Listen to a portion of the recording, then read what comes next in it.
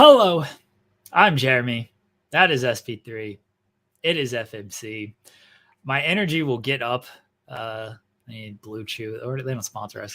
My energy will be raised as this show goes on. I already know that, but look, man, I don't like lying to our audience. I feel part of my either charm or reason people don't like me is that I feel very honest with people. I'm very open with people. I'm not gonna lie, SP3. We talked a little bit off air.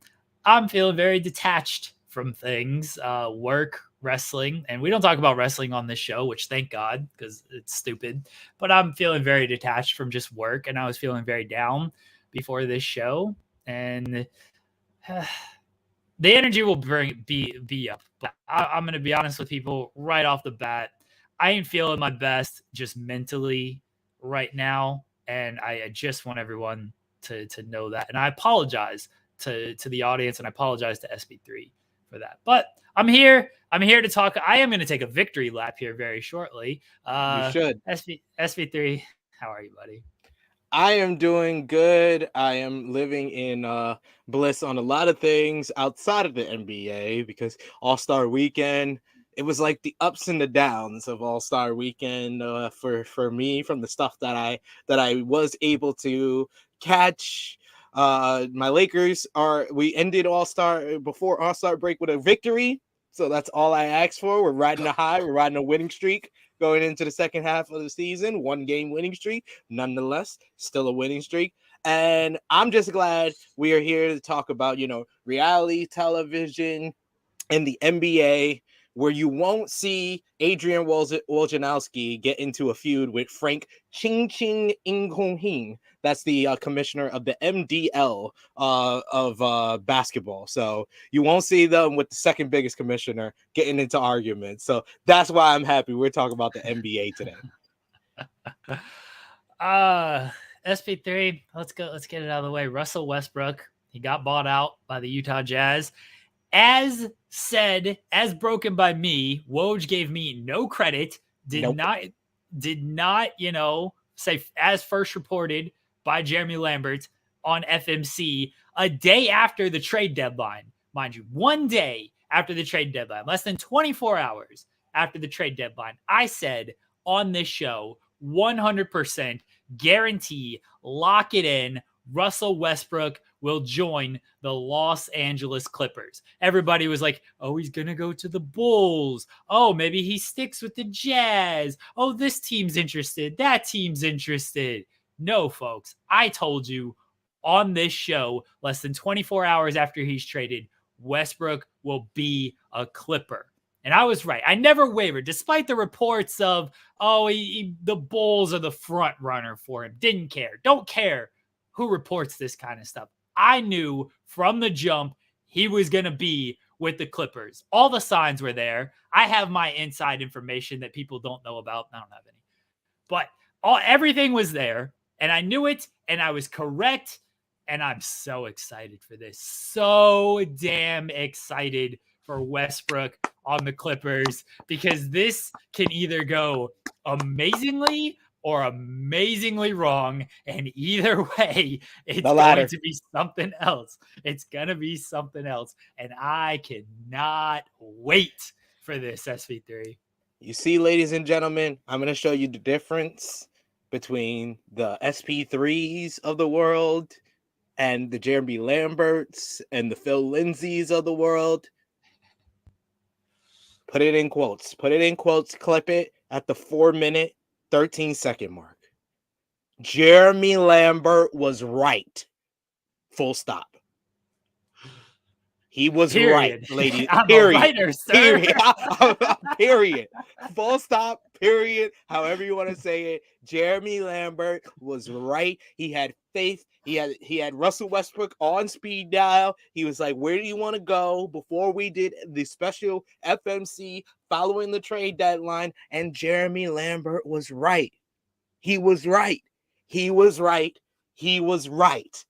See? This is how you show people the proper respect when they say something that turns out to be correct. the difference of the SP3s of the world and everyone else. I can fully say when someone was right and Jeremy Lambert was right. Russell Westbrook is a Los Angeles Clipper.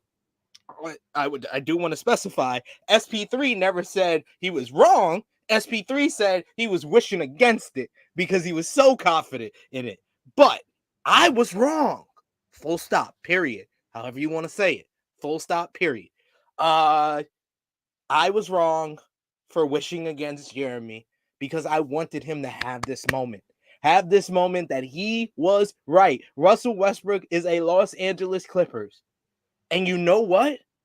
I'm excited as well because the ladder that he talked about, how it's going to go amazingly wrong, I can't wait for it. Clippers have been playing very well. They're a 4th seed right now. They've been putting it all together. And now they got Count Russell on their team. And it's going to be a great day for Los Angeles Lakers fans. You imagine you ever had, you go to a great grocery store that has like all the best stuff, and then you go to the lower tier grocery store that's probably like right across the street. That's what Russell Westbrook is doing. He had a luxury apartment, and he decided to go to the projects. He was coming off the bench. He was coming off the bench for a 12 seed.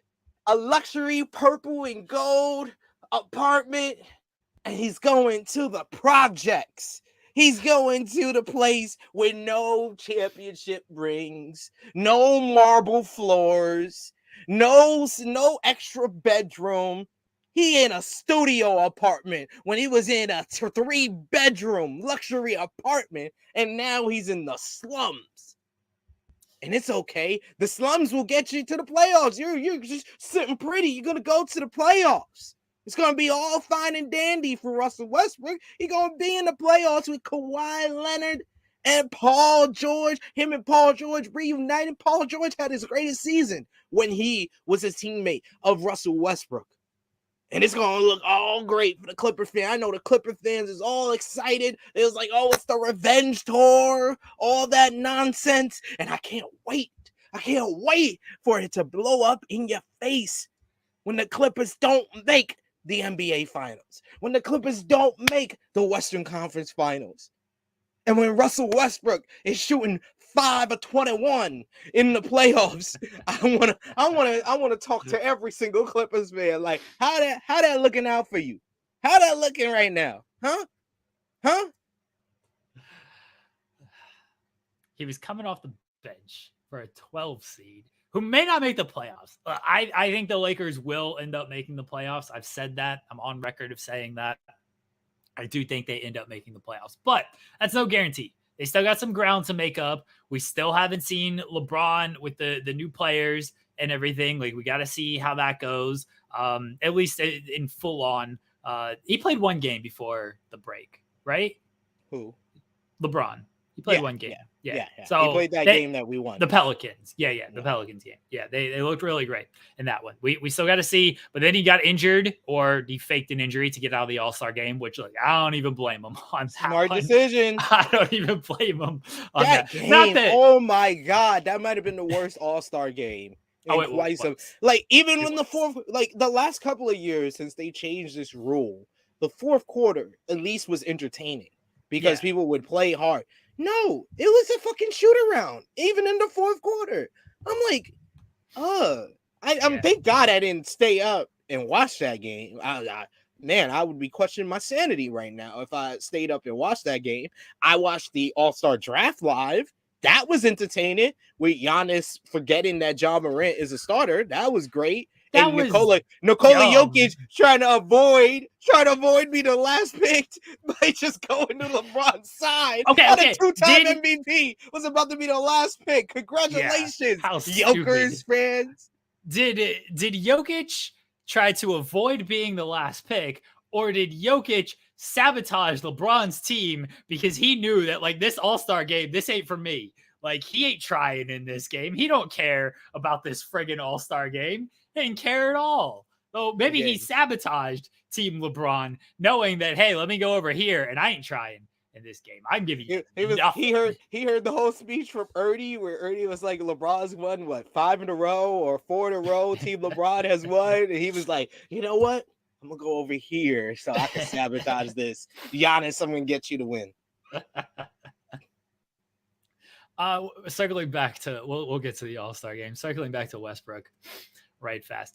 This could go horribly. I see all the ways it can go horribly. And the biggest way it could go horribly is if Russell Westbrook, as you said, decides he needs to take 21 shots a game and just out here chucking the basketball. Westbrook can still be effective if he passes the ball. He gets the ball to everyone else. He lets Paul George get these open shots. He lets Kawhi get the shots. Morris, man, all these other guys. If he spreads the ball around, Zubac, he gets him easy feeds. He still has that gravity, and he still puts pressure on the rim. He doesn't finish as well at the rim. He's always kind of been overrated as a finisher. I will say that.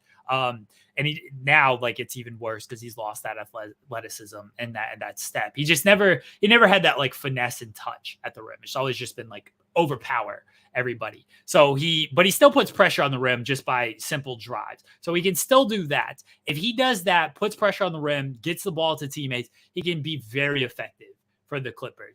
I think they have a good enough defensive scheme to where they can hide him a little bit. It's not like John Wall is this defensive stalwart, and they still have a good defense. In his prime, John Wall, great defender. Nowadays, not so much.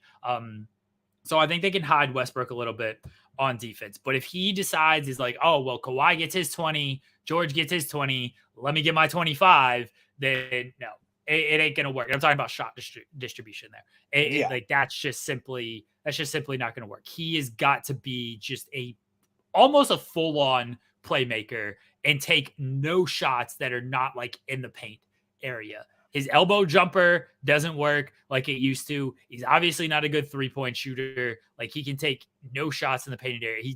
He should learn to cut a little bit more. I don't think that's really going to happen, but that's the way it can actually go halfway decent for the Clippers, is if he decides he ain't shooting all that much. Knowing what we know about Russell Westbrook, I don't know if he can make that decision and if he can pull that in and if he can just prevent himself from just like, let me get my 20 shots up again. Let me just shoot. See, like I would want him to, like, you have the saying, you can't teach an old dog new tricks. Yes. But like we have seen throughout NBA history how great players will adapt to the loss of like athleticism, the loss of speed. Kobe Bryant is the best example at that. It's Kobe Bryant when he was number 8 Kobe Bryant and the early portion of number 24 Kobe Bryant, he was athletic, he had the speed, he was starting to shoot the ball better, but he can always drive the basket and he can drive it easily and finish. He's one of the greatest finishers of all time. He's kind of underrated in that fact, in my opinion, because during his last few seasons, he became a great shooter, and he would rely on the fadeaway and rely on shooting the three ball very well, or shooting the three ball enough to be a threat there and get defense and get the double teams on the perimeter. But I just want Russell Westbrook to improve on some things that he needs to improve on, but we just haven't seen that. I think the best thing for the Clippers as far as having Russell Westbrook is having a healthy Kawhi. Because if you have Kawhi and Paul George, I think Russell Westbrook is smart enough to rely on them and to just be a facilitator and play the point guard role. But if we are getting load management, Kawhi Leonard, I fear that Russell Westbrook will be like, oh, it's me and Paul George. It's like the Oklahoma City Thunder all over again. Let me go back to OKC, Russ. That team was a 3 seed, and then they were a 6 seed. They lost to the 3 seeded.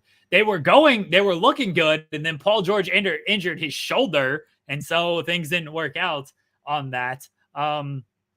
Real quickly, because I got to read these texts I'm getting from Sammer, who is completely just burying Paul George in our text messages. Thank you. This is why Sammer, me and Sammer are like a devil and a devil on Jeremy's side. Like we tell him the truth about these players. Even Nah, when he he's doesn't excited want for to. Westbrook on the Clippers because we're both Westbrook guys.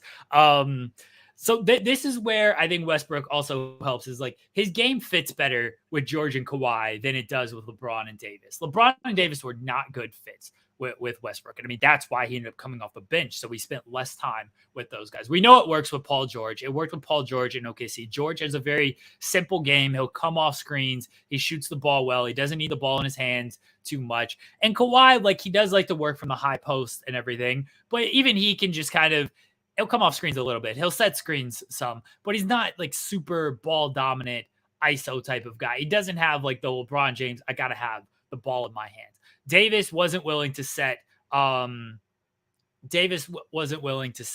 lot of screens that he probably should have been setting for Russ as well. His game just fits better and complements better with Kawhi and George than it did with Davis and LeBron. And so that is a good thing for the Clippers if he's got to rain it down. He's got to rain it down. So Pluggo asked, like, what's the chances Russ cooks and has a FU resurgence? This is what I'm hoping for as a Westbrook fan, but I'm also hoping for as a Clippers hater because that has a good chance to go down completely in flames. We talked about it is like if he plays a role of just like distributor and rim pressure, is that a word? And rebounding. His rebounding would help like the then Clippers as well, because the Clippers don't really have a lot of reliable bigs outside of like Zubac is good for like 25, 30 minutes. They traded for a Plumlee. One of the right? They traded for a Plumlee. Yeah, Plumlee is the solution to your rebounds off the bench. Yes, Kawhi rebounds well. George rebounds halfway decently. Westbrook will definitely rebound. That's why I think he will help the most is his rebounding. The Plumlee, I don't know which one it is. One of those Plumlees. Mason Plumlee.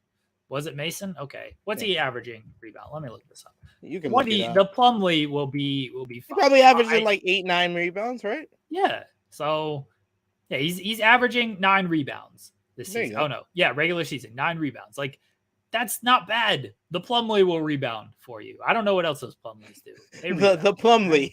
The Plumlee. That's what we're going to call them. The Plumlees.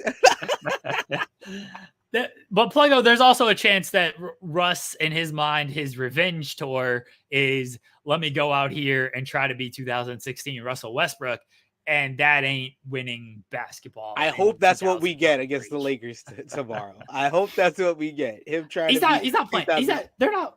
Are they playing the games? Don't start until Thursday, by the way. Games don't start until Thursday. Yeah, Thursday. So, I know that's I think that's our first game. Our first game back is against the Clippers. So no, you guys are no. You're actually right. Yeah, we got the Warriors first. We got the Warriors on Thursday. Yeah, the Clippers play the Kings. The Clippers don't play. Oh yeah, I think we're done. We're done playing the Clippers. See, I was listening to the chat. No. When April 5th. April 5th is the next. And Clippers that's going. That's going to be a load management game for Kawhi. He ain't playing that. That's 3 games left in the season. Kawhi ain't playing that. I don't think Russ money. And Paul George probably ain't going to play that. So just be Russell Westbrook can have a 2016 game against the Lakers. I don't think Russ is going to play until the Warriors game March 2nd. That's my guess. I don't think he's playing this weekend for the Clippers. I don't. Maybe I'm wrong. Russ is certainly a guy who wants to get in there. He wants to play. Maybe the Timberwolves game that's next Tuesday. That's a week from today. Maybe that game. But the Clippers got games on Friday and Sunday. I'd be a little surprised if he plays either of those games. We'll see. You never know. All right, Paul George. Paul George was a guy who... It's going to be a revenge game for our Russell, D'Angelo Russell, when we verse the Warriors. He's sick of them bad-mouthing him, saying he didn't embrace the culture. He's going to ball out against them. Paul George heavily pushed for Russell Westbrook, and Paul George was a reason why I was so confident in Westbrook going to the Clippers, because I knew he would push for Westbrook. I said it on this show that would happen. He felt bad for leaving him. Probably. He may have. All right, so at 8:37, 2 minutes before I think probably around the time we actually went on air because we were running late today. Sammer just texted me out of the blue. we hadn't talked. We talked a little bit this morning, but not really about basketball stuff. He just texted me. I think Paul George is the most overrated player of the past decade. I don't know why I keep saying it's Davis. We do kind of think it's been Anthony Davis. It's George by a mile. He's literally averaged over 25 points once in his entire career. He's so overrated, half the people are compelled to call it his MVP season just because he got MVP shouts for once. I know the 2014 injury sucks and it undoubtedly hampered him, but he's a classic case of the aesthetics clouding reality. His game looks so good when it's working that it kind of masks the fact that he's not really great at anything on average. That's a bit harsh as he does shoot the ball well from three, but even that is streaky. He's athletic, but isn't an unstoppable over-the-rim player or anything. Again, probably the injury didn't help. His mid-range comes and goes based on whether or not he feels like taking the shots. And he's not even some great finisher or anything. He's not nearly aggressive enough. And that's just from the stats and eye test perspective. Once you look at what he's actually accomplished, it gets worse. He's a great defender, but is most famous for getting scored on with some insane shots.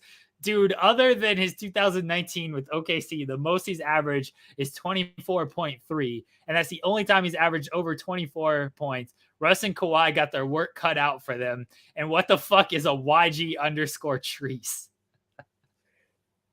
This is why I am such a big fan of Sammer. That was just music to my ears. I agree with him. Paul George is the most overrated player of the past decade. I've been on this since he honey-dicked my Los Angeles Lakers. He honey-dicked us, made us believe he was going to come, made us believe he wanted to be in Los Angeles on the Lakers, the team that he was always the biggest fan of. When he even said that, he got that on record. He said that, and then he goes to the OKC. He re-signs with them just to 1 year later to just go in the middle of the night like his name was literally the Baltimore Colts, and he just escapes over to the Clippers. Like, that was, come on. Paul George, and I agree, he's not like the best or great at anything.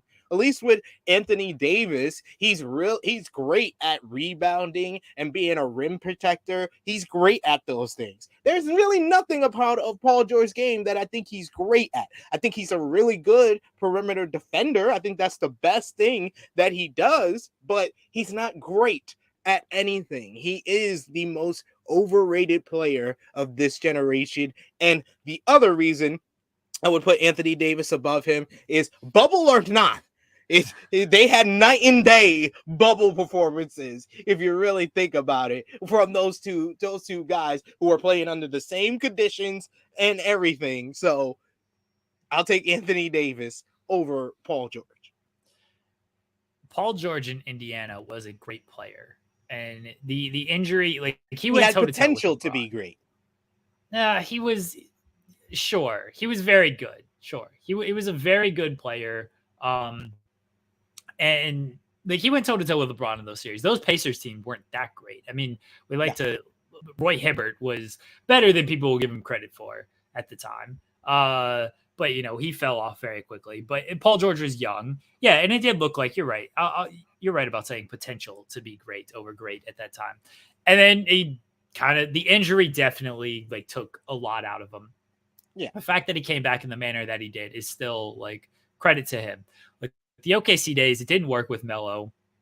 He was very good for the majority of the OKC season with just Russ.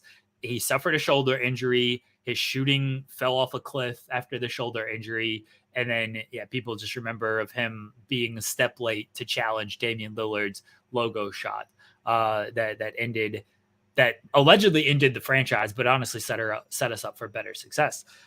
So, but that was still a good season on the whole. And then the Clippers, like, I think he's been fine, but obviously when you go to the Clippers, you join Kawhi after Kawhi was coming off the title. People were just expecting a much bigger success than what they've ended up getting. And George's performances in the playoffs have sometimes led to them not having that success. So Is he he the had most one overrated really player? good playoffs. I will give him credit. 2021 was a great playoffs for him when Kawhi goes down and he's able to beat the Utah Jazz, and then he was great against the Phoenix Suns as well. So I'll give him credit. I'll give credit where credit's due. He's had great seasons. That last season with OKC, he was an MVP candidate. He's Top had 5. Has Anthony Davis top 3? Has Anthony Davis ever been a top 3 MVP candidate? He would have been if he didn't get hurt this first half of the season. I mean, he was well on his way. But no, I'll give him credit. Like that season was really good. His playoff performance in 2021 was tremendous as well. But yeah, I think he's overrated. He's definitely overrated for a guy that with the Indiana Pacers, he was the best player on the second best team in the Eastern Conference, a team that took a all-star team in the Heatles to the limit. He was the best player on that team, and he was looking like the future of the NBA and looking like he can be the best player on a future NBA Finals team. And then I think, yeah, the injury took a lot out of that and hurt his progression. But also, he's never wanted to be the best player on a team. Like, that's the big thing. Ever since, I don't know if it was the injury that changed that or whatever happened, but since he's returned, he has never wanted to be the best player on his team. He has deferred to Russell Westbrook. He went in the middle of the night to team up with Kawhi Leonard. Before that, he was honey dicking and wanted to team up with LeBron James. So all of that tells me that you don't want to be the guy, which is fine, but that makes you kind of overrated because some people still view you as a guy that can be the guy. Worst case scenario for the Lakers fans is Lakers missing the playoffs and Clippers, even if it goes down in flames in the first round, but Clippers still making I think they'll make the playoffs, but Clippers still making the playoffs. And like, Russell Westbrook again, he might tear it down in the first round, but like the Lakers still got to make the playoffs out of all of this for them to like champion. And, we'll see what happens in the playoffs, but Lakers still got some work to do before they start criticizing Westbrook. We have to get on. You got to worry about your streak. We got to get. You got to worry about yourself. Yeah, we got to get on a damn winning streak. That's what we need to do and get above 500. We still haven't been able to do that this season, pretty much. So yeah, we got a lot of work to do. We are more worried about ourselves than what will probably be a car wreck that no one can look away from with Russell Westbrook on the Los Angeles Clippers.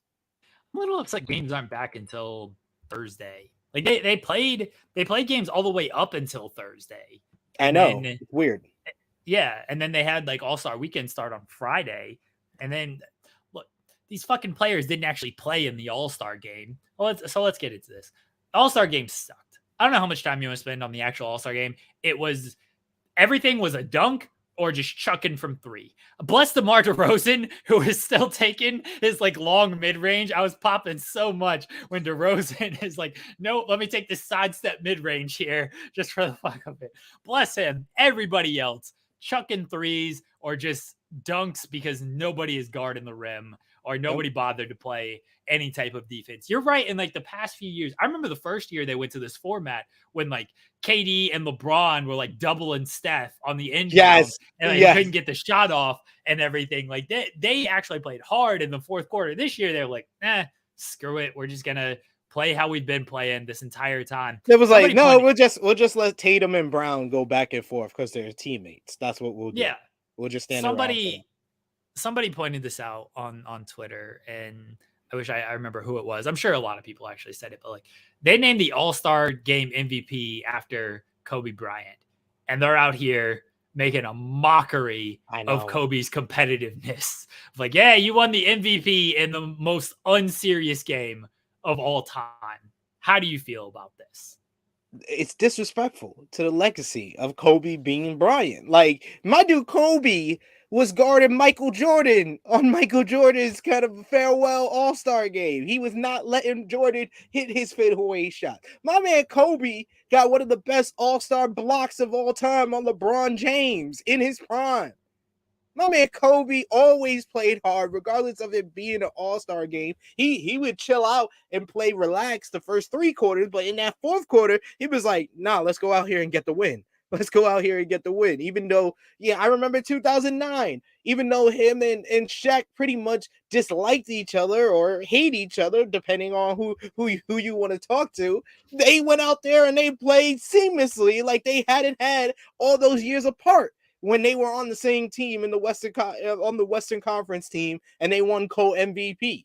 Like, I remember all these moments for Kobe Bryant. So I think it is appropriate that the All-Star MVP is named after Kobe Bryant, the 4-time All-Star MVP. But goddamn, y'all are disrespecting his legacy by playing like this is a shoot-around, not even a pickup game. It used to be a pickup game, how they used to play the All-Star game. And now it's a shoot-around. It's just a shoot around where people act like they're getting a hand up, but they put their hand down so the person can see the rim. They let people get all their fancy dunks and off the rim, off the backboard type of nonsense. And even in the 4th quarter, man, that's what I was most disgusted about, because I was like, all right, it's all fine and dandy first 3 quarters, but 4th quarter, I was like, play hard, especially if you're Team LeBron and you're down 16. When you know that they're not going to play that hard for the first few minutes or so, they'll let you get back into it. And they eventually did make it within like 6 points, but it was just like, man, this whole All-Star weekend could have been skippable, man. I just watched the highlights of the 3-point contest, and I usually count on the 3-point contest to be entertaining. But goddamn, did Halliburton and Hill lose their legs after the first round? I know Halliburton sat down for a long time. He was the second guy up, and then he didn't shoot again until the last guy of the second round. But it was just like Dame Lillard was the only one who saved anything for the second round, so that was a dud. I didn't even care to watch the skills challenge because I don't like the whole team. Sucks. No, the skills challenge a couple of years ago. The skills challenge was actually the best thing about All-Star Saturday night, because actually the people tried to win stuff, and especially if it was a big man in there, they actually tried. But I don't even watch it now. It was like stupid teams too. Team Antetokounmpo versus Team Jazz versus Team Rookies. Get out of here. Move aside. I don't want to see this. The celebrity game was only good for a shot that didn't even count by the Miz. And then you got. Did they even do the shooting star thing? I didn't even watch that. I didn't waste my time on the shooting star and the rookies versus the sophomores. No, I'm good with that too. And then the dunk contest. How is the dunk contest the only thing that was exciting about All-Star Weekend? Dunk contest used to be the only thing that was exciting. I know. But we had gone such a long time of the dunk contest, except if Aaron Gordon was in it, being a dud, and Mac, the return of the Mac, first time of the Mac. Oh my God, Mac is the greatest white boy dunker of all time, ladies and gentlemen. Of all time. Of all the times. Jeremy Lambert was just like for the culture when he saw Mac out there dunking it. Oh my God. That one where he bounced the ball, when he jumped over fools, bounced the ball off the backboard and dunked it. That's one of the sickest dunks I've ever seen. And then he topped that with the 720. Oh my God, this dude is amazing. He was very good. Who cares? I hate to be mean about it. Mac McClung, by the way, but great dunks. I didn't know who he was going into this. He has played 2 games. 2 games. I don't even know if he's on a team this year. Is he in the league this year? I'm looking at his basketball reference. He got signed. He got signed to the Philadelphia 76ers. He was on. He hasn't played though. I know he was in the G League. The dunk contest is trash because you have these guys who they get their moment in the dunk contest and like cool, but nobody remembers who they actually like. Hamidou Diallo a few years ago, he had some great dunks. He was on OKC.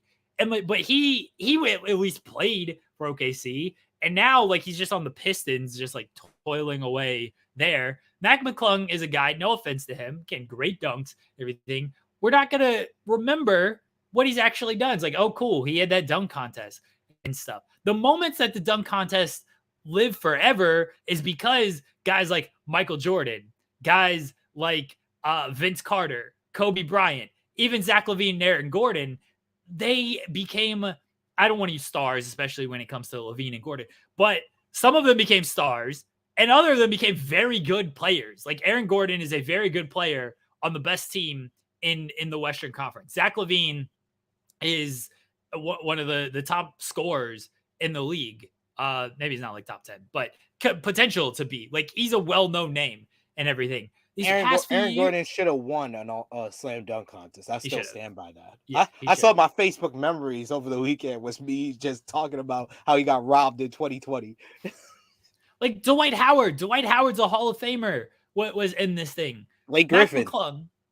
Yeah. Like Mac McClung being in this, like, again, great dunks. I'm not trying to take anything away from the dunks he did. Very, very impressive dunks. He gets the short and white boost from the judges and everything, which, you know, when you're shorter and you're whiter, it's more difficult to pull off these dunks. So he got that boost out of there. White man can't jump. Ask Mac McClung. But like, you could pull somebody off of whoever does these viral dunks on like TikTok and stuff. Pull them out there and have them be in the dunk contest. They got just as much clout as Mac McClung has out there. Like, if you want to save the dunk contest, you don't need LeBron being in the dunk contest. Like, that's past and everything. Yeah, it's over. You just it's over for that, ladies and gentlemen. You just got to get guys that like play in NBA games. I don't know who else. I legitimately don't know who else was in the dunk contest this year. I never heard of these guys. Jericho Sims, I think he gets like some run in New York. He was in the dunk contest, right? That's a name. Jericho Sims. I didn't just make that up. Okay. I legitimately don't remember the other two. Jericho Sims just popped in my mind because like it's an easy name. The other two guys, I don't remember who they were. And I don't know if they play. They should have got Bo Cruz. Bo Cruz out there. Should have. All right, here's my theory, or here's my suggestion to fix the dunk contest and the 3-point contest, because that was lame this year. And usually that's a little bit more fun. But guys just couldn't shoot the basketball. You pick guys for the dunk contest, you pick guys for the 3-point contest, you get to Saturday night, they switch. They don't realize they even got to switch too. So Dame Lillard walks in and it's like, hey, you're in the dunk contest now, buddy. Deal with it. Jason Tatum, you're in the dunk contest now. Deal with it. Mac McClung's now in the 3-point contest. Who cares? But then that's how you get the stars to do the dunk contest. And if they're like, well, I didn't sign up for that, you call them cowards. You embarrass them on TNT. Charles Barkley. that is Jeremy's solution to everything in life is call someone a coward. Yeah, they're cowards if they don't want to do it. Exactly. Yeah, John Morant should be in the dunk contest. Dude, all it takes... You know what?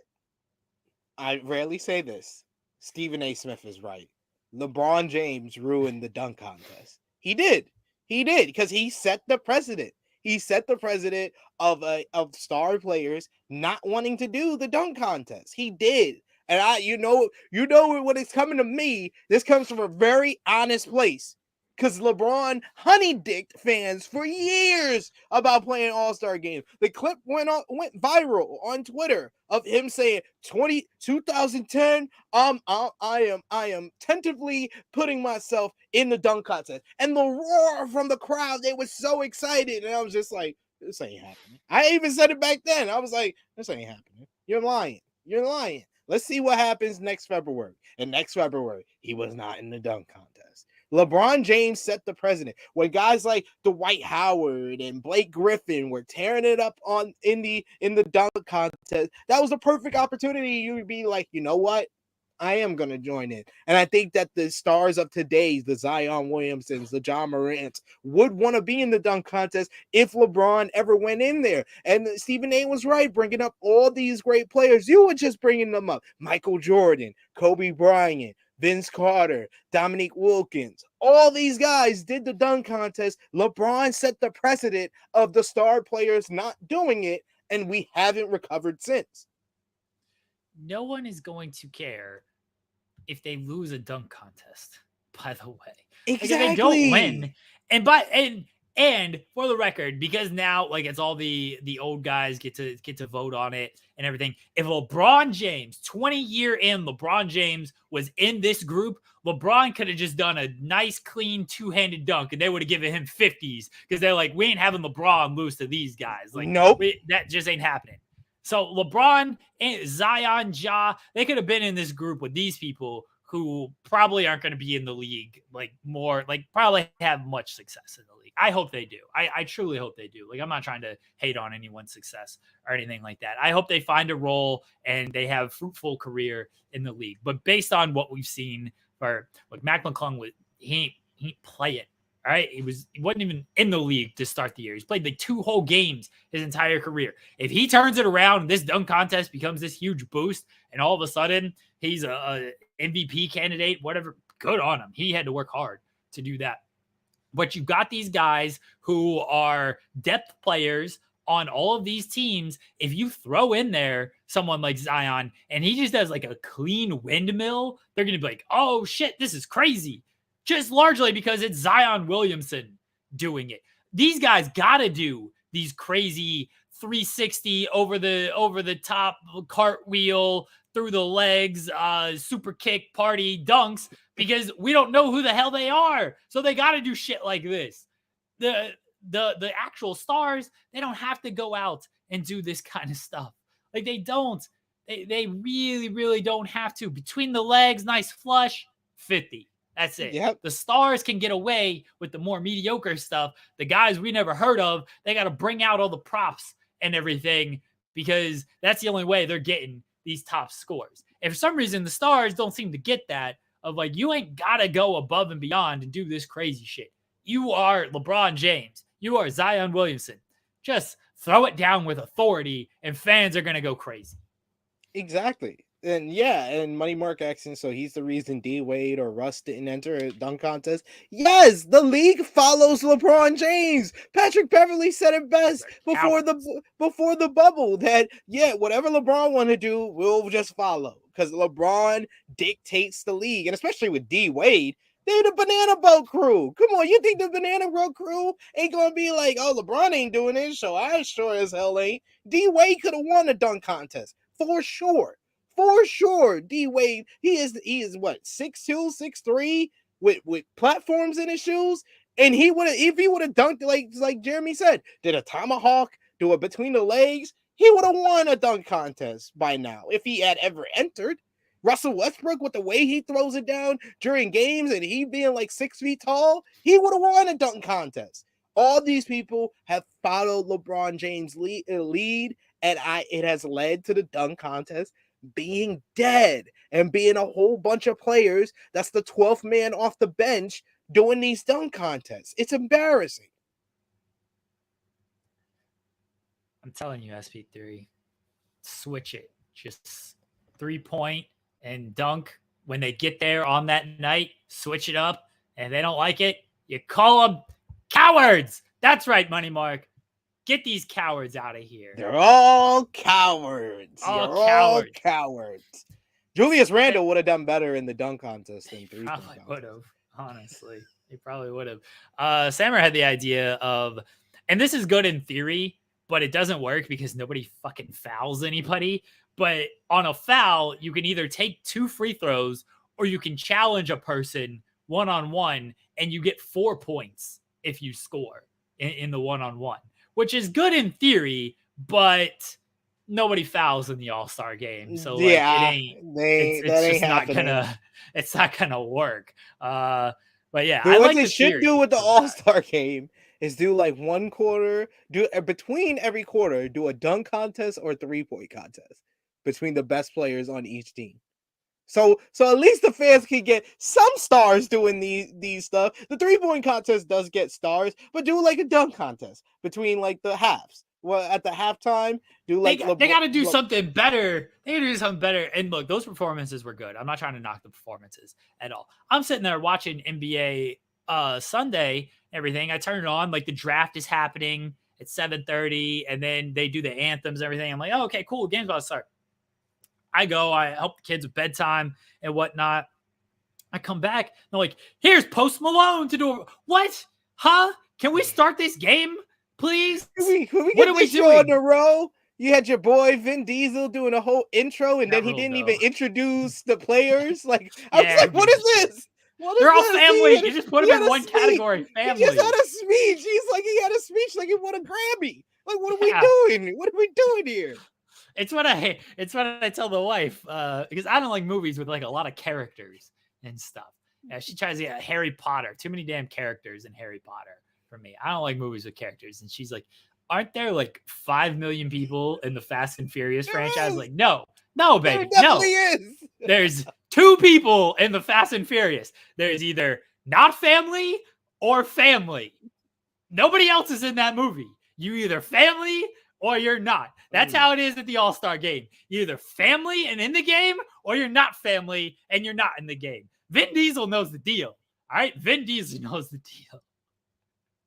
So this whole franchise has jumped the shark. It's hilarious. Absolutely not. It's hilarious. Wait It's hilarious. until Fast 10. When they should have just smartly just made more Hobbs and Shaw movies if they wanted to keep this going. Like, that was the best. That's the best thing they've done since Fast and Furious 7 is the Hobbs and Shaw spinoff. Hobbs and Shaw was great. I'm going to invite our pal Ross Bergman right fast and just try to bully him into coming on the show to talk about MILF Manor. We're done with All-Star Weekend. I don't know if there's anything else. Okay. We're done. I'm done with All-Star Weekend in general. Yeah, I'm done with it. They got to do something to improve it. Wait, where's All-Star game next year? I have no idea. Yeah, see, no one cares. I don't know if maybe they don't announce it until before the season. I'm not sure. Yeah, let me see if it's announced. And Money Mark says replace the All-Star game with a one-on-one tournament. Apparently, like, the players are fine doing it. Like, maybe the league wants to do it. I feel like owners are like, nope, not doing that. I don't even know if the players truly. Oh, it's in Indiana, by the way. What the hell is them doing these different markets now? Utah and in Indiana now. You gotta hit everywhere. Who wants to go to Indiana? I'm sorry, any Indianapolis people, but who wants to go to Indiana? Who wants to go to Utah? Why? Oh, South Park is trending because Meghan Markle is upset and overwhelmed by the latest episode. We haven't talked about the last 2 South Park episodes. Great stuff. Great stuff. Fantastic. Especially QPE. QPE had me dying. Had me dying. That was great stuff. Great stuff by South Park. Them making fun of the royals, the British family, of like, we don't want attention, and then they do all of this stuff for attention was hilarious. Philanthropist victim. The brand, you got it. What's your brand? What's your brand? I don't have a brand. Let's do the fact they called it Cum Hammer, the friggin' name of the brand place, Cum Hammer. Cum Hammer. And that they really kind of brought back the butters, the adult butters that we saw in the special of him trying to sell things. That was kind of what he was doing with Kyle. Was like, yeah, you need the brand. Like, you need to go here and they'll give you a brand that you could sell. All right, I'm glad South Park is back. Great show. I've sent Ross Berman this link to talk about MILF Manor. Before we get into that, though, I'll give Ross time, hopefully, to join us. SB3, I bullied you into watching Perfect Match on Netflix. Please let the world know that I was correct. New episodes are out today, by the way. Very looking forward to that. Please let the world know I was correct in telling you to watch this show. This is twice in one show. Jeremy Lambert was right. Full stop. Period. Whatever you want to call it. Oh my God. I thanked him before we went live that thank you for this. For telling me to watch this show. This show is great. It's got all my favorite people from all my favorite Netflix reality shows, because I haven't finished The Mole yet, but I did watch The Mole, so I did know who Dom was from, because he was like the best person on the first few episodes of the Mole. Then you got people from Too Hot to Handle. Francesca on Eddie's show. Francesca is a goat. She's a goat when it comes to these Netflix reality shows, because whenever she comes on a show, you know it's gonna get messy. You know it's gonna get messy, and you know she's gonna take some guy, and the guy's just gonna be all mesmerized by her beauty and all that stuff. Joey from season 1 of The Circle is still it's like every time Joey is on the screen, I'm like, how did this guy not get picked for Jersey Shore? How did he not get picked for Jersey Shore? He should already be a reality TV star, because he should have been on like season 1 of Jersey Shore. Every time I see him, I say that. Nick from season 3 of The Circle, still one of my most dislikable people that I've seen on The Circle. He's been awful on Perfect Match too. He's been so bad. He can't make up his mind. Anytime a girl just says you're cute, he's like in love with them. And then like that Anise shit from the episode 3. Oh, I felt so bad for her. I felt so bad. She's getting like highest rated kisser and everything. Seems like everybody likes her, and even Nick is like, oh yeah, like I definitely had a thing for her at first, because he didn't like Savannah. They were paired up, even though they made a good pair. They paired up out of like friendship and everything. But then Inez, she comes over and is like, yeah, I like you. Like things were kind of flaming out with Shane and everything. Dude, the way they handled that. Because he still liked the new girl who came in. Izzy from Too Hot to Handle. Yes. Izzy comes in and, she's looking to get paired up. Instead of the smart thing, which is just being pull Shane aside. And just be like, hey, just pick Izzy. I'll pick Inez. Let's just kind of. Yeah, say it between y'all two. Y'all didn't need to have both of them there. Right. Like they had the girls there with him. It's like, no wonder Inez is like, what the fuck is this? Like, I thought I actually liked you. And you're like, hey, keep her in the house so I can maybe explore things with her. Like, no wonder she was just checked out of that immediately. And then Nick basically admitted he was checked out of that immediately, of like, yeah, just not really feel things. It's like, you didn't even give this a shot. You were already just so caught up on Izzy that you didn't even give this dude sucks. He was trash in season 3. Well, let me just say this. He was a good player in season 3 of The Circle. He was a good strategic player on that season. But as a person, he was trash, because his whole alliance was all catfish. And then here he's worse. He's worse. That's why I was mad when like Francesca and all these girls were giving him 9s during the kissing challenge. And I was like, oh man, this is just gonna go to his head. This is just gonna make his ego even more inflated. How he tried to bag Francesca. Oh my God, I would be embarrassed for life. How he tried to bag Francesca on that first night. When he sees Francesca going upstairs with Dom, he's like, can I pull you for a second? And then how close he was, I felt uncomfortable for her. He was just like, this is her. He's like, I wanted to, explore things with you. And she just basically played him. It was like, well, you're kind of late.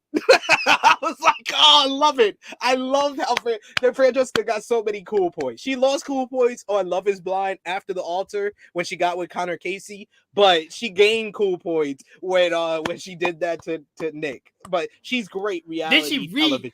And then that feud with Savannah. Oh my God, that was the best part. That was the best part. The feud with Savannah was tremendous, because Savannah just talks to Dom. And Savannah knows she's kind of like on thin ice here. She sees Nick, who is her guarantee. She sees him talking to 2 girls at this point. It's like, ooh, this ain't looking great for me. So, and Joey is booed up with Carousel. Chase is kind of all over the place, but Chase really is the worst. He's terrible.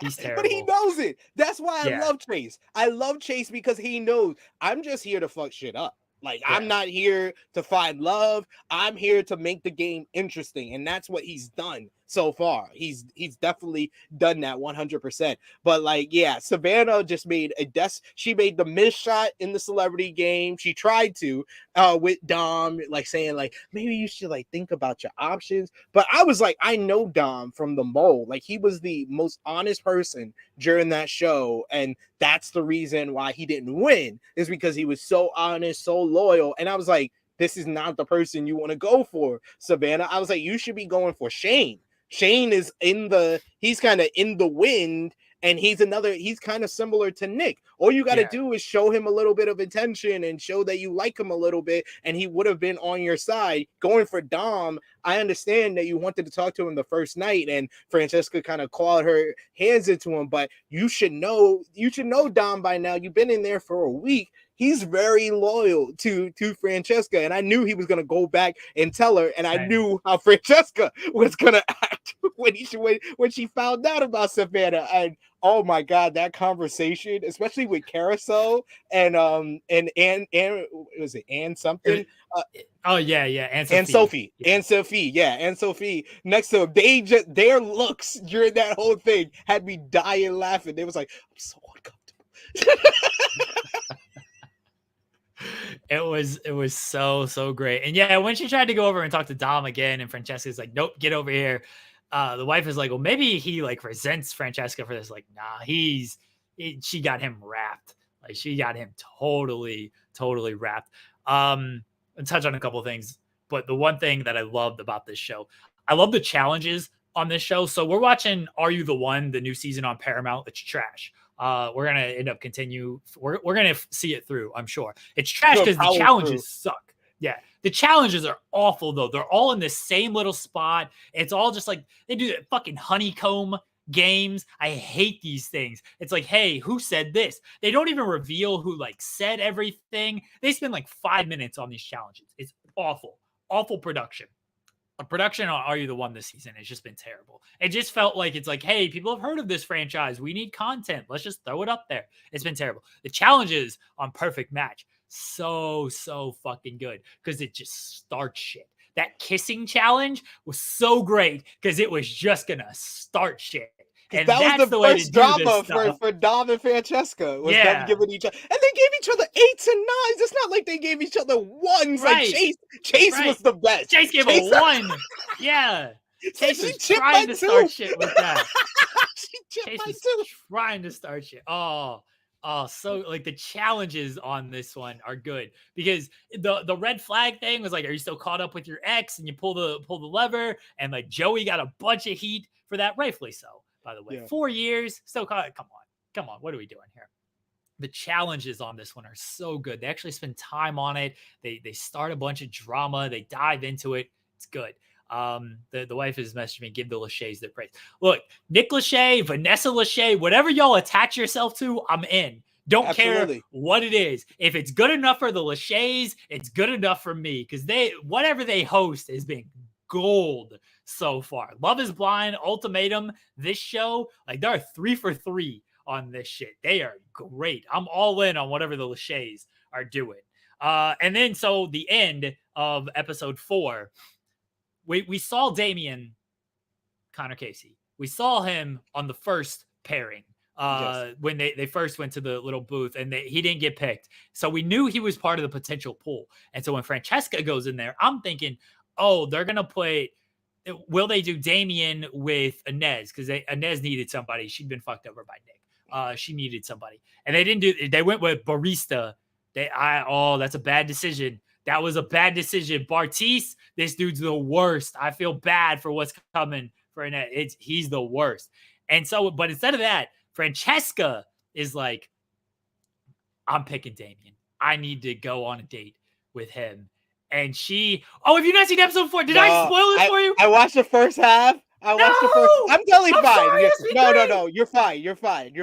But I'm really shocked by that. I'm really shocked that she did that. Oh, SP3, I'm so sorry. It's fine. I'm so sorry. Dude, I've been watching SmackDown for years when it was taped on Tuesday and then would come out on Thursday. I'm totally fine with spoilers, and I will still react the same watching with my missus. I don't care. But that shocked me. Why Francesca picked Damian? Because that was the whole thing. Remember, Nick Nick, when they were picking, he was like, I'm not gonna pick Damian because that's gonna hurt me with Francesca. And when Francesca did that to Dom, that's because I so saw they won the challenge. I literally yes. watched that episode up until they won the challenge because I was interested. That challenge was very interesting about the bidding and stuff, and then the whole tie-in of the knot at the end. I was like, nah, they got this. I was like, Francesca and Dom got this, Yeah. and Francesca's smart as hell with those countries.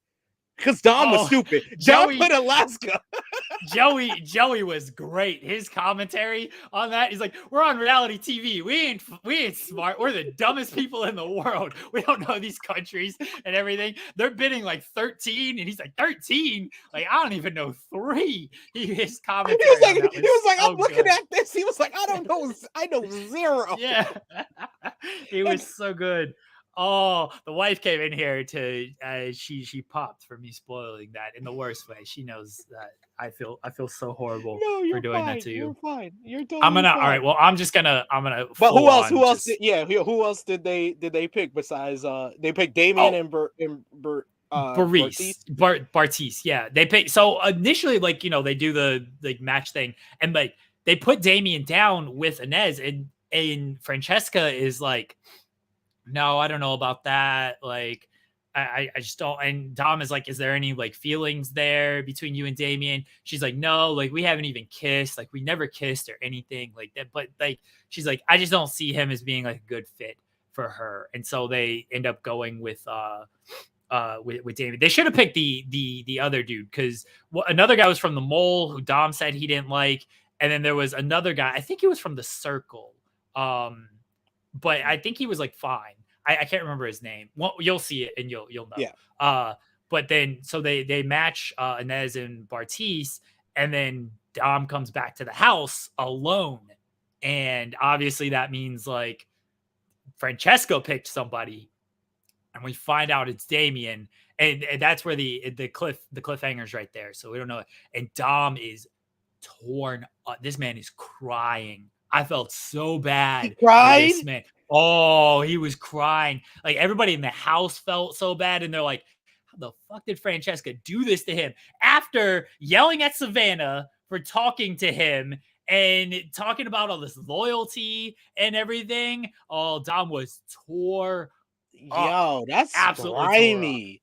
That's right after Savannah leaves too. Yeah. They got to find a way to get Savannah back in the house. She was so good. She was so good on this season. And it was once again, I felt the same way about her season of The Circle. I was like, we had too short of time with you. Like, you're really good on these reality shows, but you never stay that long. What's up, baby? Isn't the next batch released today? Yes, it's released today. Yeah, we'll watch them. Yes. Oh yeah, the next batch of episodes are out today. We will definitely be watching those at some point. NXT can wait, or I'm watching that. I'm watching that. Well, I still am watching Love Island, and oh my god, I gotta give a real quick recap of Love Island because we just finished up with Casa Amor, and the drama happened again, Jeremy. The drama happened again. I told you last week, Farmer Will disappointed me by making out with the girl in Casa Amor on the first day too. And then like the girl he was with, Jessie, was like, a lot of people were saying, oh, they don't think she's genuine. They think Will's into her more than she's into him. The whole time she's in Casa, she's like, none of these guys give me the same feeling as Will. And I like my missus, who was like big time team Farmer Will, she was just like, nah. She was like, this girl deserves better. Like Farmer Will is wrong for it. So they both pick each other.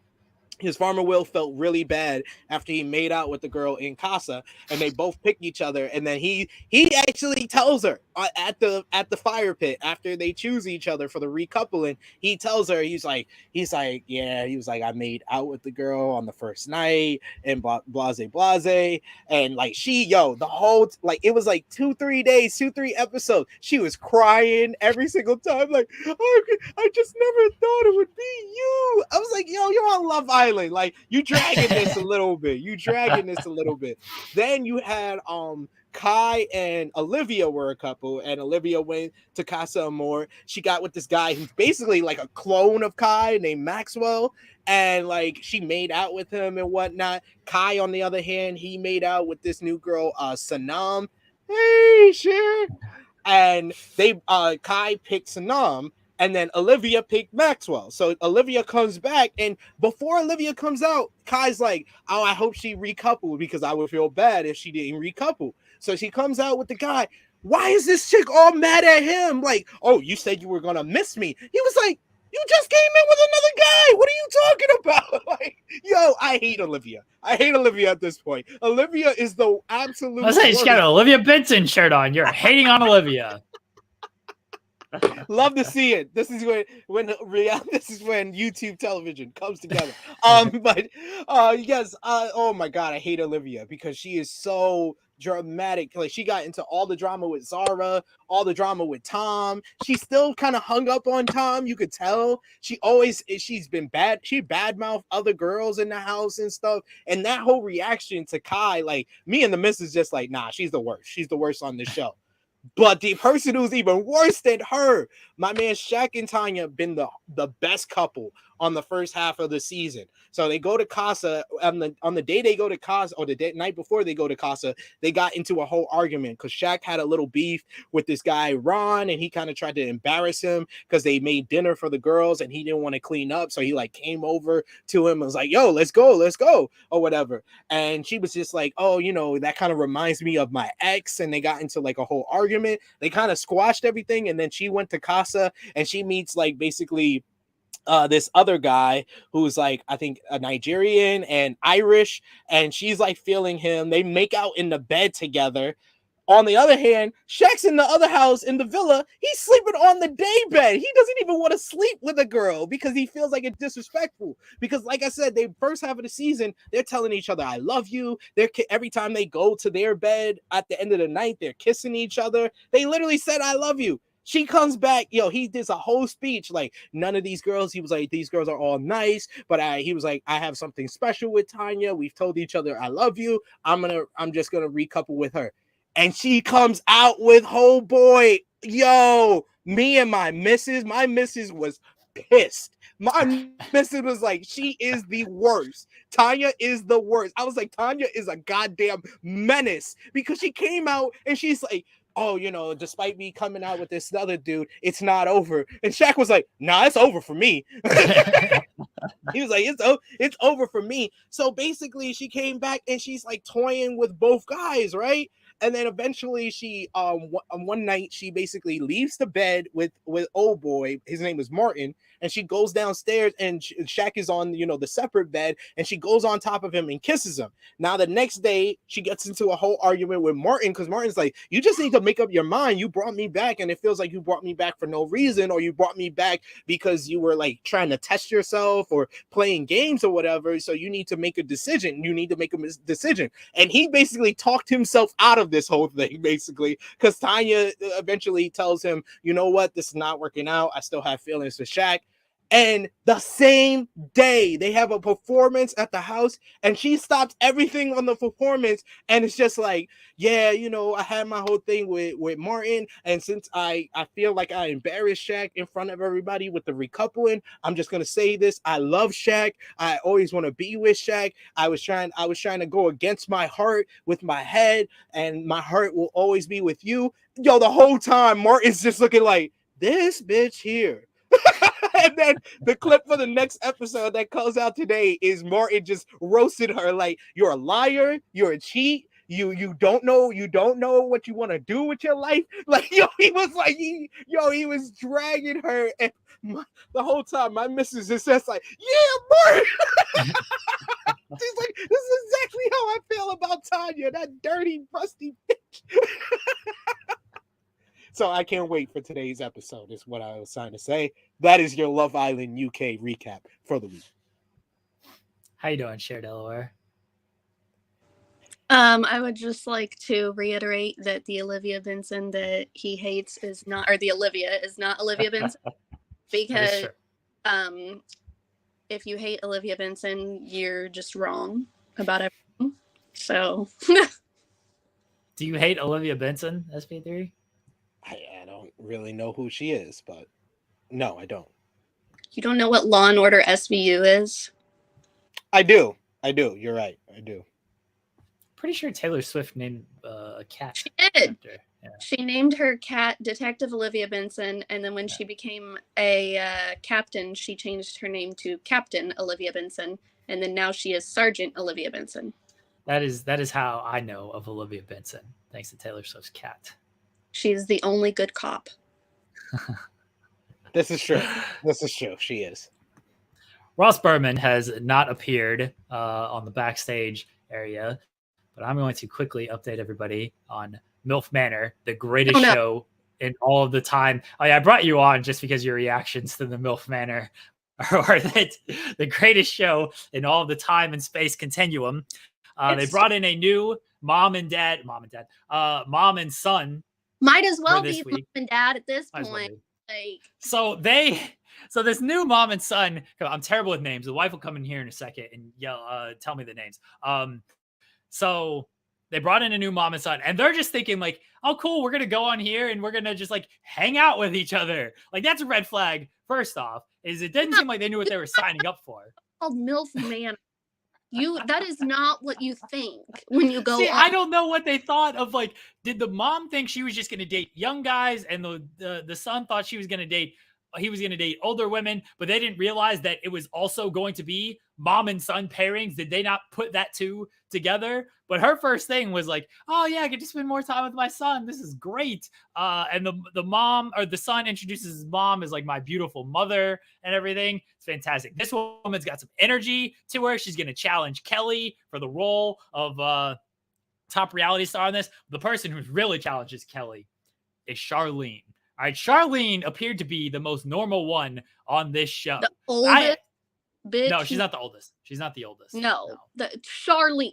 No baby is named Charlene. You are born 55 years old if your name is Charlene. I thought she was the most normal person on this show. Oh, I mean, I guess she is still kind of normal. So this week, and they don't do challenges. They just do shit. Like they ain't challenges. It is just like, what can we do to make shit uncomfortable? Next week, by the way, when I tell you what they do to make, oh my God. All right. This week, it's sex education.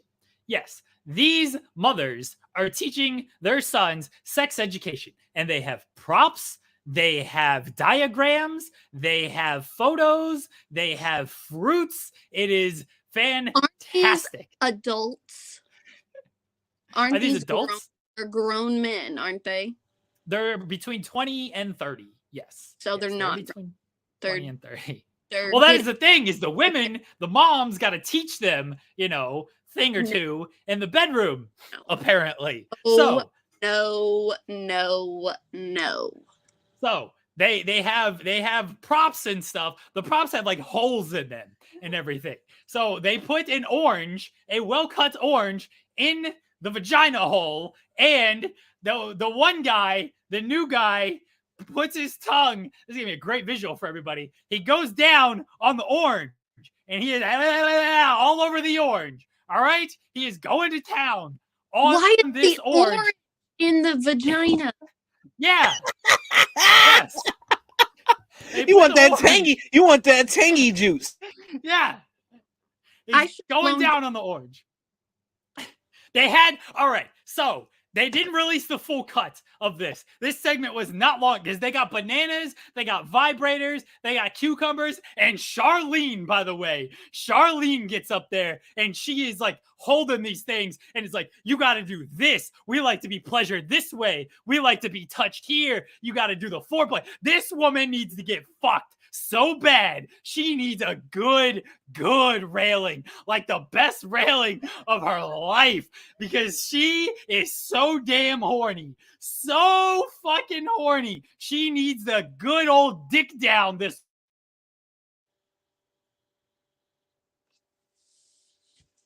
did it stop? I think God stopped him. All right, I'm back. She needs to dick down. All right, she needs it. She needs it. She absolutely needs it. She can't. If she gets a bad one, oh, I feel bad. If she gets a bad dick down, she's gonna be completely ruined. She's gonna go into just like a complete rampage, and she's gonna line these men up one by one. It's like, come on, who is the best here? She's gonna have to figure out who's the best because she just needs to get absolutely fucked.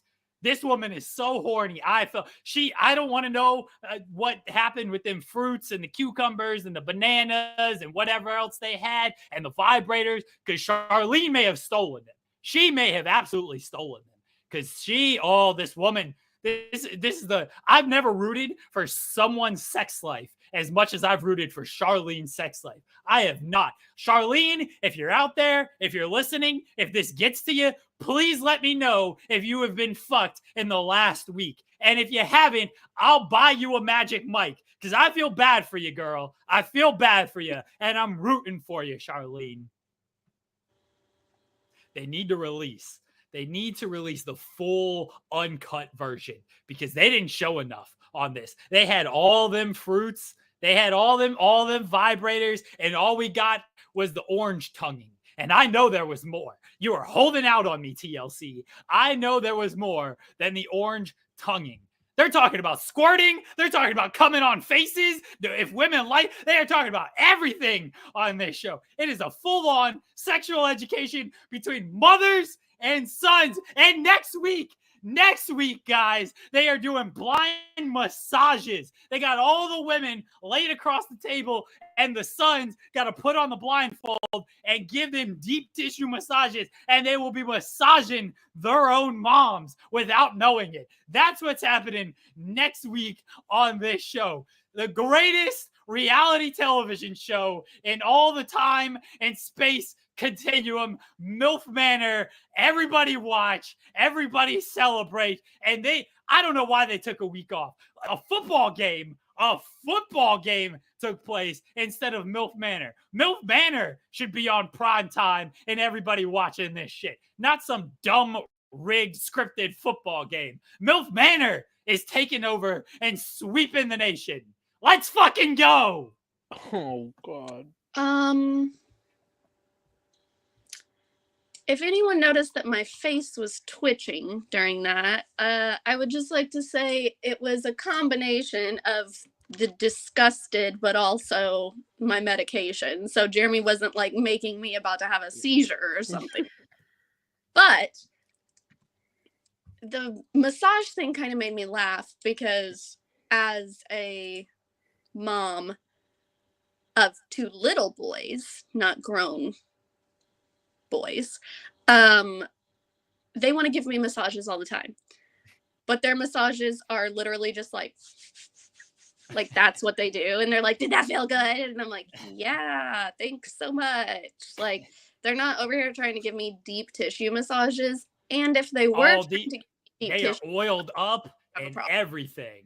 No, the women, you could see the oil glistening off of their backs as they are in the sun, and the sons are just getting in there with the fingers and everything, getting in there with the elbows and the palms. Oh, they're going to town on their mothers.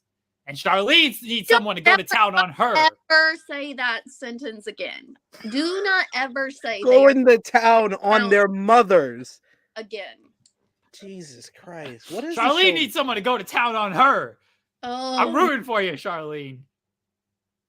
You don't need honey dick. You need full dip dicked. That's what you need, Charlene. Okay. This is off topic, but this is another reality show, but I also just really need to change the subject right now. Thank you. I appreciate you. Did anyone else watch the Claim to Fame show that had famous celebrity like relations on there, and you had to try to guess who they were related to? No. Okay, so it was hosted by Kevin Jonas and Frankie Jonas, and which was funny because Frankie is the only one not part of the Jonas Brothers, so they're like, "What? Who is Frankie?" Yeah, I was like, who's Frankie? he's like 10 years younger than Nick, the youngest one. So like, the whole thing was basically like, oh, here's the Jonas Brother, and the Jonas Brother nobody fucking knows, like. So they had it was only like 10 episodes long, but they had the brother to Laverne Cox was on there, and Jason Aldean's cousin, Chuck Norris's grandson, got booted off because he was trying to use his phone. I know Chuck Norris would very much not be proud of him. But the winner of the show was Keke Palmer's sister, which everybody loves Keke Palmer. Now, this girl's name is L'Oreal Chanel. And all I can think is that they were trying to leave the hospital and didn't have a name. And they're like, there's a bottle of L'Oreal. Yeah. Like, let's just go. Let's go with this. L'Oreal Chanel. And that name kind of rules. That is. She goes by LC, and I cannot blame her because why would you do that to her? That's like Cardi B's parents actually naming her sister Hennessy. Like, what's wrong with you? I met so many Hennessy and Alizés in my life. Okay, I had to change the subject off that show. I couldn't handle it. Very well done. Very well done. I appreciate you. I caught up on 90 Day, The Single Life, and Colty may be the worst person on that show ever. The way he talks to his mom is disgusting. Like he was yelling. To go on. He needs to go on MILF Manor. That would be great. Oh man, what a crossover that would be. I mean, no offense to Debbie, but like she is much older than the women on this show, and they are still looking for women who are, within a certain age and look a certain way. And she got a makeover though, and she found some guy in Canada, and she actually moved in with him. But Colt went off on her because I just finished up the tell-all, and on the tell-all, Colt is like yelling at her, saying that he never had a mother. Then he also says that his mother homeschooled him. His mother gave him his first drink. His wife says that ever since Debbie left, she feels like she has to mother him and feels like she has to baby him. It's like, you're the problem here. Like, she did everything. She did everything she was supposed to do. What are you talking about? Maybe, like, I think, like, they were talking about, she hasn't, always told him how she feels when she, like, missed the father and whatnot. That's all fine and dandy. I understand, okay, maybe you wanted her to open up a little bit more. But don't tell me you never had a mother when she did all this other stuff for you and you are still a child at like 40 something years old. I will say she did not do her job as a mother if he is unable to take care of himself, because you take care of them when they're little, but you have to teach them how to take care of themselves, because I am not setting up my boys to have a partner take over for me afterward. Sure. That's true. You can only baby them for so long. I mean, mine are 6 and 8, and they already have chores, and they have things that they have to do for themselves and everything. Now, my 6-year-old is fucking annoying, and he doesn't want to do anything for himself most of the time, but we still make him. He's going to bitch about it the whole time, but we still make him. Like, yeah, that whole show, I can't do that show because it just pisses me off. I don't like anybody on there. Everybody makes me mad. Like, there's just a lot of messiness on the show. Yeah, they're not, from when I was watching, there are not a lot of likable people on the show. No. Debbie is likable a little bit up until a point. She was like very nosy into other people's kind of drama during like the tell-all and stuff. My favorite person on The Single Life, I think, is like this one mother who's like dealing with her baby daddy, who's like has a total anger issue and gambling issue, and she finally told him off and was just like, I'm done with you. So she was like my favorite on the tell-all. Caesar is back. I don't know if you remember Caesar.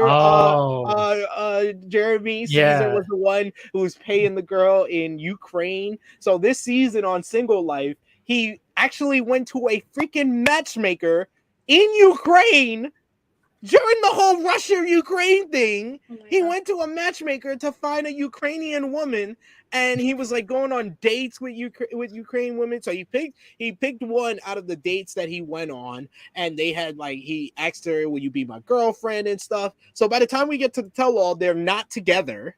And he tells us that he actually has 2 girlfriends and they're going to be a throuple. And he was like, yeah, next month they're going to come to the US. We're going to sleep in the same bed together. I'm going to get them pregnant. Like he said it like it was normal. He said it like it was so normal. And and then you have, what is her name? I forget her name, but she's Ukrainian and she was with Mike in Squim, Washington.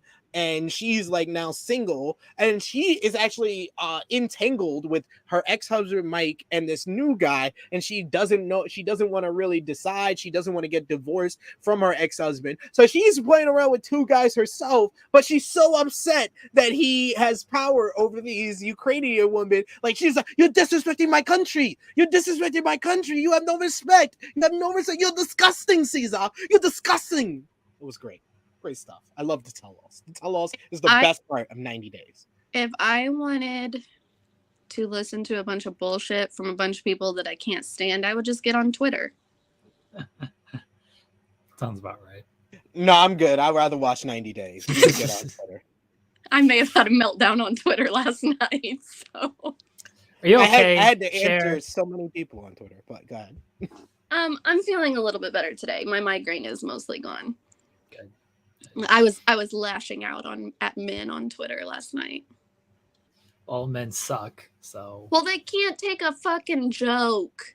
Like, and then I had a guy mansplaining to me that saying that you hate something is the same as you can't stand something. And I said, no, there's lots of things I can't stand. That doesn't mean I hate it. Like, I may be like, oh my God, Jeremy, I can't stand you when you talk about MILF Manor, but I don't hate you. Like, oh, I hate myself enough for the both of us for watching that show. Don't worry. oh God. The challenge, SV3-1. Congratulations. That's our show, everybody. Great The show. 3-peat, SV3. ladies and gentlemen. Yeah. We are the champions, my friends. Dun, dun. And I'll keep on fighting to the end. Dun, dun, dun, dun, dun. Yes, you need to pass the penis to Jeremy. I gotta get one. Well, I mean, technically, she was the first loser because my team finished second. Yeah, so, I was still last place. Yeah. Cher was still last place. Yep. Now Jeremy has to get one. I don't know. I gotta figure out where I'm gonna hide that thing in this house. Kids will. You have your own penis. I have little stuffed animals in front of mine. The boys gave me some. That. Yeah. So stuffed animals and penis. Reed got me the one, and his says friends, and mine says forever. Oh. Camden got me this little unicorn, so it is hidden by the. That won't work. Very nice. Do you have a drawer you can put it in? That won't work. A drawer would probably be the best idea. Send me the link. I'll get the same penis you have, Cher. Okay. And you can pick out what base color you want. Can you get it veiny? Like, how realistic can we go? Dark or not? Yeah. You need a black cock. Let me just say congratulations to Devin and Tori. Devin. Devin and Tori for me because they won me the championship. Especially Devin. Devin used to get so much crap. He was the first eliminated on Rivals 3, his first season, and I love the clip. I love the clip he posted of Fessy telling him after Double Agents that he would never win a final, and he won one before him. Fessy's dumbass, he had to answer, and he was like, "Well, if I would have made, if they would have had a ladder for me to that could take my weight, I would have won that final." Dude, you are the least self-aware person that has ever been on the challenge. You are actually the biggest candidate for popcorn muscles I have ever seen on a challenge, because you literally can't do anything if it's not physical. Even though you're smart, you could do puzzles, you're pretty good at pretty much everything in the challenge. I'm not saying you're the worst contestant, but you are just the least self-aware, and you just don't know when to shut up and sit down and take your L. And he just made himself look stupid with that response on Twitter. But I think part of the reason that he continues to run his mouth is because then he knows that they're going to continue to cast him. Yeah. He keeps up beef with everybody, and then he gets his paycheck. You know, he don't even have to have a job, get a paycheck once a year. They're making more just to appear than some people make in an entire year. So, I mean, he just keeps getting on there and keeps fucking losing. I knew I wasn't going to win because I had Anissa. Oh, and so they do a corn maze and all of this stuff, but they do the balls in between Bananas and Nani against Jordan and Anissa, because Devin and Tori were the first people there. Nani, what are we doing with this balls in of all you had to do is get in the circle, which I think is stupid, by the way. It's balls in. You need to put the ball in the trash can, like not just get in the circle. So that was dumb. It should have been you have to actually get the ball in the cylinder there. But she gets in the circle, and then she just tries to get the ball in the thing, and she just completely misses, when all you need to do is get in the circle, and they stop the competition so you can put the ball in the cylinder. And Nani screws it up twice. That should have been a cakewalk for Nani and Bananas that turned into coming down to the final thing. And if Anissa doesn't tear her knee all to shreds, by the way, that juke Nani put on her, that was straight out of an And One mixtape, because she crumpled on that. I felt kind of bad for her, but she crumpled on that one. Yeah, but that should have been a much easier win for Nani and Bananas. They still ended up winning. They go to the final portion against Devin and Tori, which is like wall that you have to climb, or just like a gimmick thing you have to go through different stages and whatnot. And they get to the one that basically ends it of you have to build a puzzle with cinder blocks, and they put one of their cinder blocks in the wrong place, and instead of knocking it all down and rebuilding it, they just gave up on it, and Devin and Tori easily completed the last stage of the final, and Devin and Tori won. Good for Devin. He's transformed himself over the years into like a good player, and he'll always have that moment of beating Bananas in the lights out challenge as well. I'm happy for him. Tori now becomes a challenge champion, and she'll never shut up about that. And that's going to be very annoying. It is. And she should have been a challenge champion like a long time ago. I think she should have won Spies, Lies, and Allies, because she did.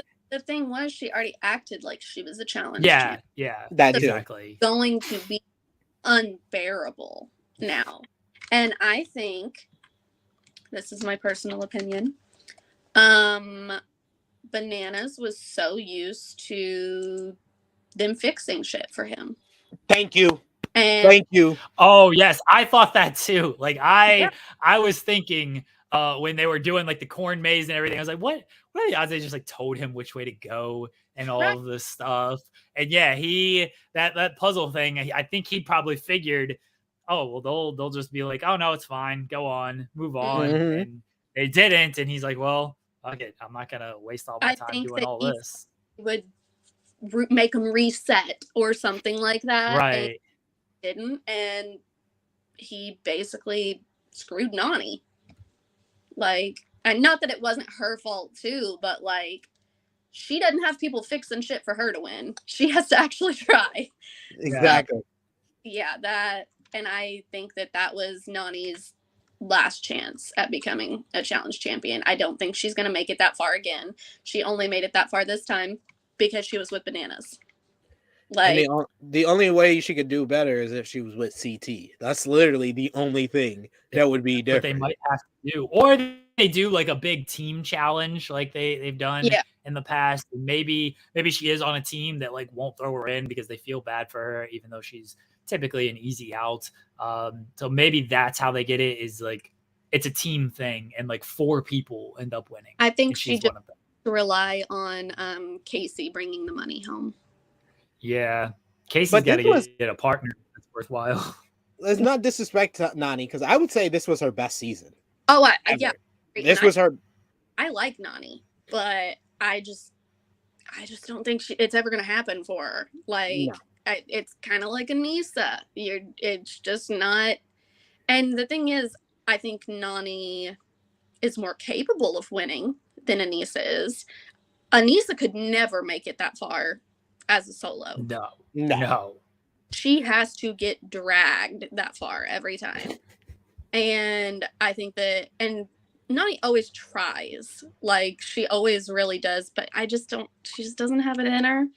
But I will say, I'm a part of a couple challenge groups on Facebook, and a lot of people just really hate Nani, and I don't really know why. Like, just they're constantly making fun of her and everything. And last night they were posting pictures of her. I don't remember what it was from, but because she's had veneers and she's had filler and stuff, and talking about how she was so naturally beautiful before, and like making fun of her appearance now and everything. And like, these are grown adults, women and men. And I did see a couple people on there that were like, this is why people get plastic surgery and stuff, is because people like you are on the internet making fun of them and everything. But I hope that she does not read the stuff that people say about her, because people say horrendous stuff about her, like bring up her mom and all kinds of stuff. And I'm just like, it's a TV show. Like, that's just, I mean, like when we did Polly and Kara, like on the show, yeah, like, oh, I don't like you on the show, but they were very, very nice to us, as people.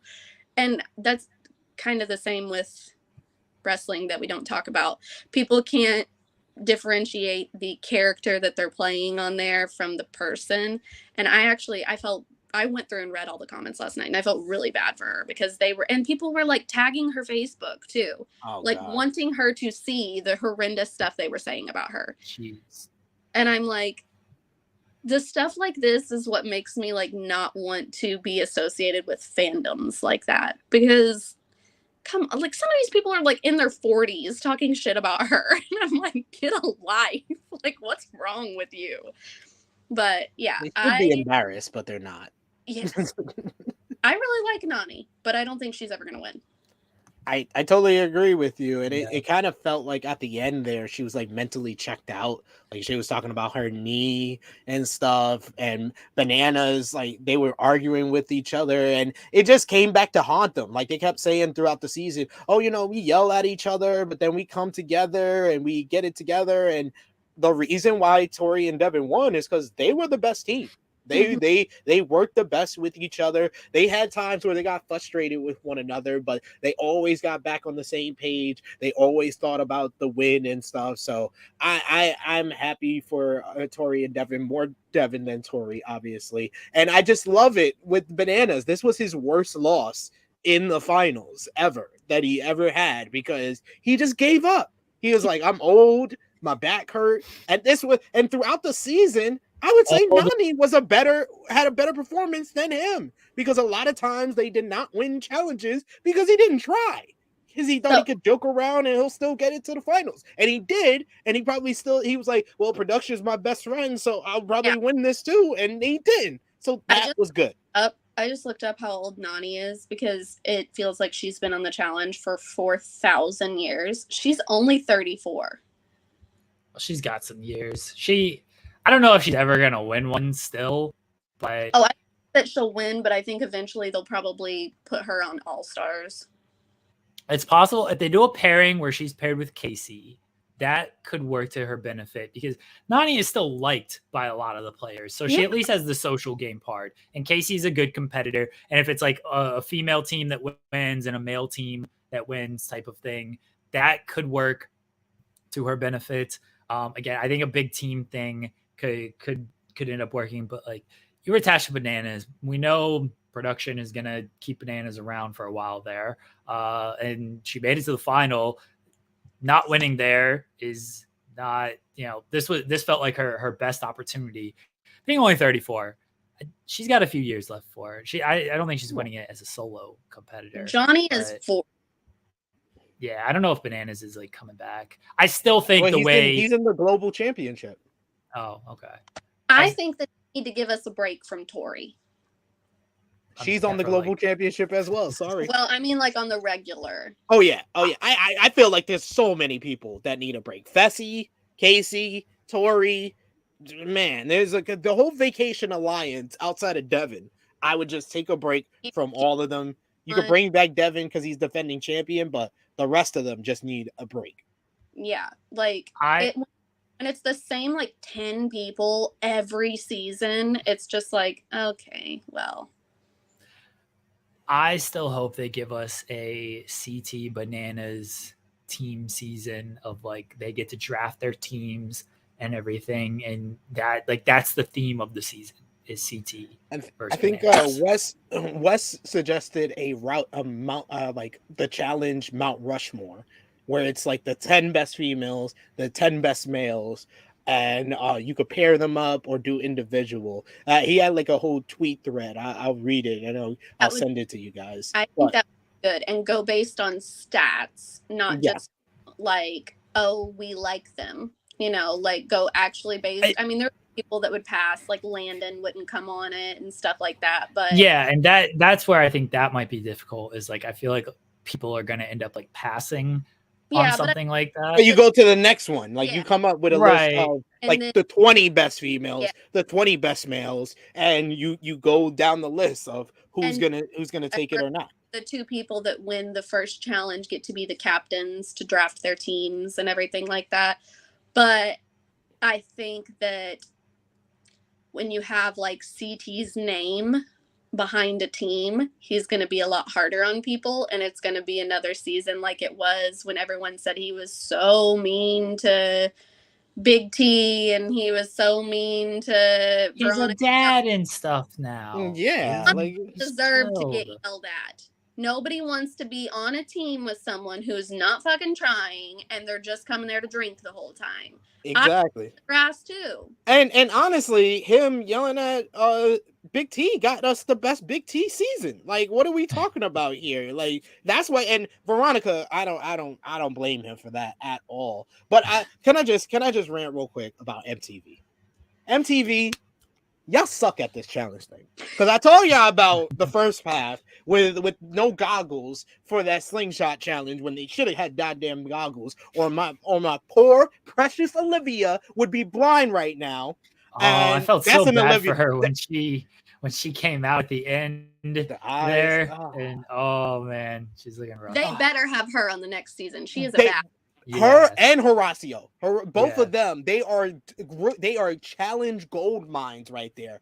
But MTV, y'all did a good job with this last episode. It felt though, after this last episode, y'all put all y'all creative thoughts into the last part of the challenge, of the final challenge, and then just said, you know what, let's make it 100 hours and just do a whole bunch of nonsense before that. Because none of it mattered until this, the final thing. All it was a race through the cornfield. Whoever made it there first, nothing what happened in the previous 2 episodes mattered when it got to the cornfield. It looked visually great, but y'all didn't put in the time to be creative for the first 2 episodes of this challenge. And it was literally just challenges that they did on Challenge Australia, which was much better. Challenge Australia blows Challenge season 39 out the freaking water. It's ridiculous. Season 38, season 39. I don't care what season it was. This season is not in comparison to the Challenge Australia, to All Stars.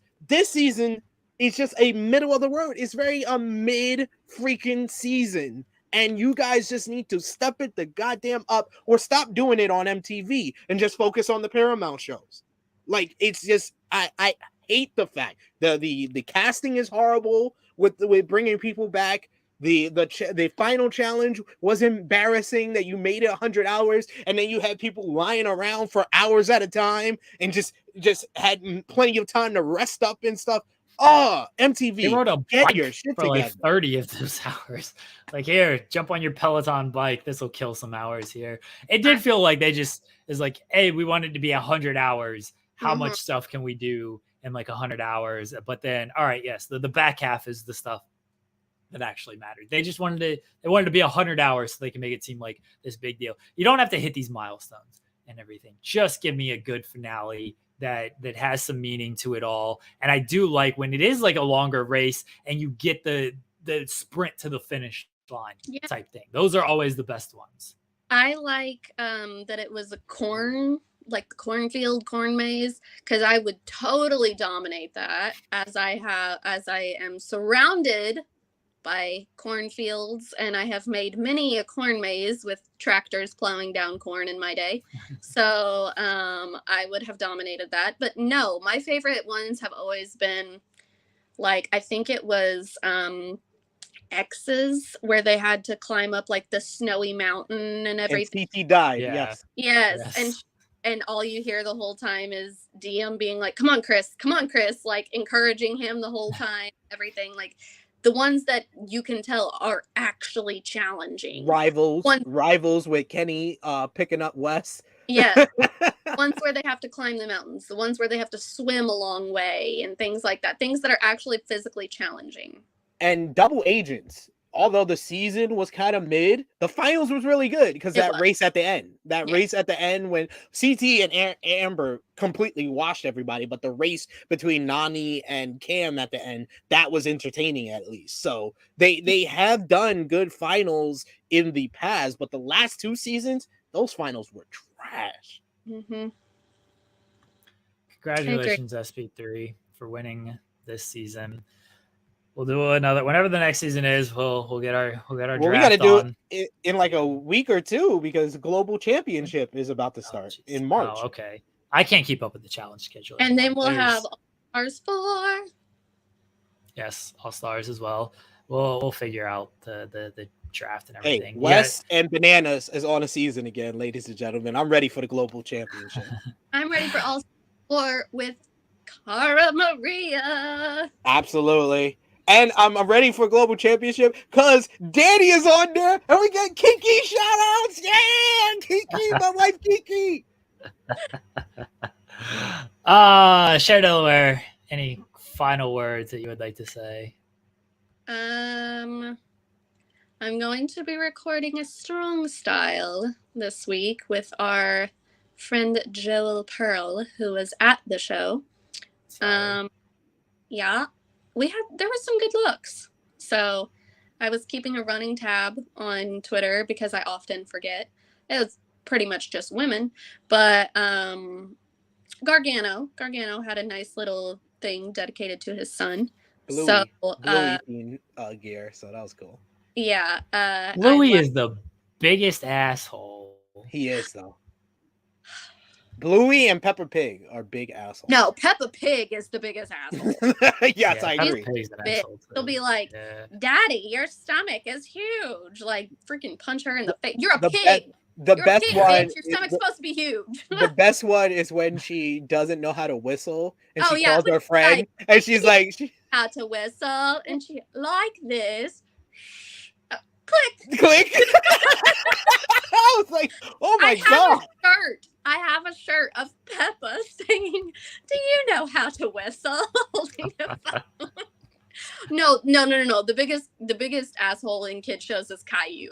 That little bratty ass kid. I cannot stand. That's, his hair doesn't grow because he's such an asshole. That's what the problem is. Anyways,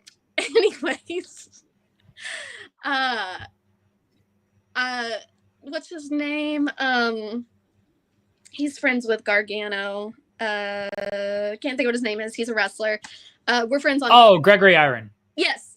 Greg posted that he tried to get him the Sean gear from Gargano was a coward and didn't wear it. Yeah, and he had to be a good dad and dedicate it to his son instead. But yeah, there was some good gear. That was actually a quite fun show, so I might actually enjoy recording this one. And hopefully Joel Pearl will tell me if my video sucks this time, since he did not tell me last time and uploaded the whole thing. Joel Pearl sucks. SP3, you want to plug anything?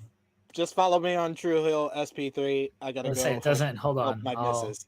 There you go. Display names. Yeah. My display name is not on screen. It's all right. True Hill SP3. Love y'all. I'll see y'all next time.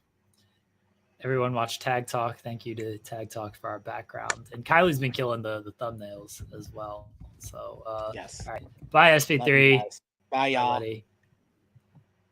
All right, I'm gonna wrap everything up here. There you go. Follow Haley and Kylie on Twitter. Don't follow any of us dorks.